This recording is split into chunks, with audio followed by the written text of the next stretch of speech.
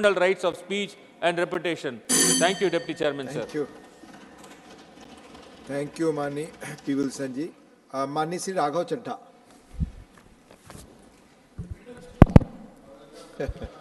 Sir, अपने 115 दिन के सस्पेंशन समाप्त होने पर पहली बार इस सदन में बोलने जा रहा हूं और इस नए संसद भवन में पहली बार बोलने जा रहा हूं, तो आपका संरक्षण चाहूंगा सर। 5 मिनट समय आपका।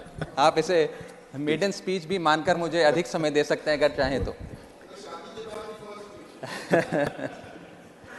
सर, मैं आम आदमी पार्टी की ओर से द पोस्ट ऑफिस बिल 2023 को अपोज करने के लिए खड़ा हुआ हूं, इसका विरोध करने के लिए खड़ा हूं।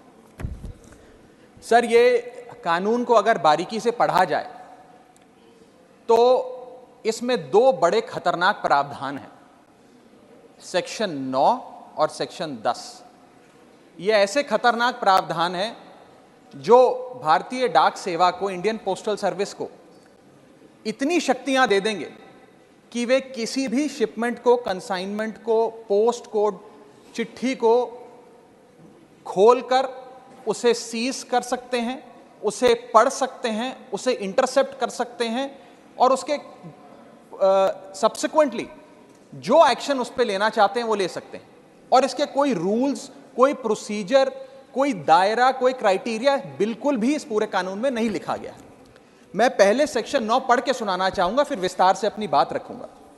सेक्शन 9 कहता है, the central government may by notification empower any officer to cause any item in course of transmission by the post office to be intercepted, opened or detained in the interest of 1, security of state, 2, friendly relations with foreign states, 3, public order, 4, emergency, and 5, upon the occurrence of any contravention of any provisions of this act or any other law for the time being in force। यानी कि इन 5 scenarios में पूरी शक्ति है Indian postal office को कि वो किसी के भी डाक को या कंसाइनमेंट शिपमेंट को इंटरसेप्ट कर सकती है, डिटेन कर सकती है, खोल सकती है। इसमें 7 बड़ी समस्याएं हैं जो मैं आपके सामने रखना चाहूंगा। पहला है बिग ब्रदर सिंड्रोम, यानी कि हर तरीके से अपने नागरिकों पर सर्वेलेंस रखना, वो क्या कम्युनिकेट कर रहे हैं, क्या बातचीत कर रहे हैं, चिट्ठी पत्र में क्या लिखकर भेज रहे हैं, उस पर सरकार की आंखें रहें, सरकार को मालूम रहे।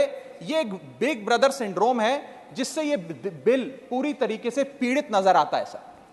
दूसरा सबसे बड़ा इसमें जो समस्या निकल कर आती है वो ये है कि ये बिल प्रोसीजर स्पेसिफाई करने में फेल हो जाता है कि वो कौन से ऐसे प्रोसीजर है जिसके तहत आप किसी डाक को इंटरसेप्ट कर सकते हैं, खोल सकते हैं या डिटेन कर सकते हैं। ये एक आर्बिटरी शक्ति नहीं हो सकती है, ये शक्ति निर्धारित होनी चाहिए कि ऐसे कौन से इमरजेंसी या फ्रेंडली स्टेट्स को आप फायदे पहुंचाने चाहते हैं जिसके चलते या खास तौर पे किसी भी प्रावधान, किसी भी कानून का कोई वायलेट होता है तो वो आपको शक्तियां दे देता है कि आप किसी की भी डाक रोक लें। ये इसमें दूसरी बड़ी खामी है सर। तीसरी बड़ी खामी है कि जिन ग्राउंड्स को स्पेसिफाई किया गया है कि किन ग्राउंड्स के तहत आप किसी के भी डाक को या शिपमेंट को खोल सकते हैं, कॉन्फिस्केट कर सकते हैं, इंटरसेप्ट कर सकते हैं, वो ग्राउंड्स बहुत वेग हैं।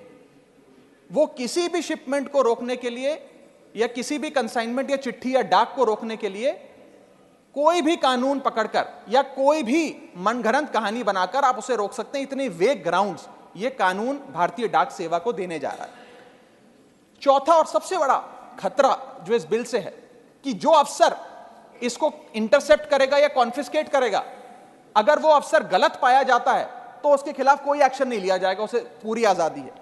पांचवा आर्टिकल 19 और आर्टिकल 21 का वायलेशन है सर। इसके साथ एक और मैं खतरनाक चीज बताना चाहूंगा कि ये राइट टू प्रिवेसी जो है, ये राइट टू प्रिवेसी का वायलेशन है। और राइट टू प्रिवेसी का एक हाल ही में वायलेशन मेरे साथ और इस सदन के कई सदस्यों के साथ हुआ, जब हमें अपने स्मार्टफोन पर, एप्पल के स्मार्टफोन पर एक नोटिफिकेशन आया, जिस नोटिफिकेशन में सर ये लिखा गया कि स्टेट स्पॉन्सर्ड अटैकर्स ने आपके फोन को इन्फेक्ट कर दिया है और इसके जरिए वे आपके कैमरा, आपके माइक, फोन का जो माइक होता है और फोन के अंदर जितने भी डॉक्यूमेंट्स, पासवर्ड्स, कॉन्टैक्ट्स हैं, वो सारे स्टेट स्पॉन्सर्ड हैकर जो है उसके निगरानी में आ जाते हैं, उसकी पोजीशन में आ जाते हैं। ये किसी साधारण व्यक्ति के साथ नहीं सर, देश के कई सांसदों के साथ हुआ। और दिलचस्पी की बात यह है, और खतरनाक बात मैं कहूं वो ये है कि ये सिर्फ विपक्ष के सांसदों के साथ हुआ, ऐसा जानकारी आई, और इसमें एक शायद सत्ताधारी पक्ष के भी सांसद थे। ज्यादातर जो लोग इसमें पाए गए, जितनी मैंने रिपोर्ट्स पढ़ी, उसके मुताबिक विपक्ष के या सरकार के आलोचक थे। ये एक बड़ा खतरनाक हमला फोन्स पर हुआ। मैं चाहूंगा कि भारत सरकार इसमें जांच करे, आपके अध्यक्षता में सर वो जांच हो सके तो एक जॉइंट पार्लियामेंट्री कमेटी का गठन हो कि किस प्रकार से ये स्टेट स्पॉन्सर्ड अटैकर्स पेगासस नाम की और अन्य प्रकार के सॉफ्टवेयर का इस्तेमाल कर जो लोग आप कह सकते हैं आलोचक हो सरकार के या विपक्ष के नेताओं, उनके फोन को इन्फेक्ट कर रहे हैं।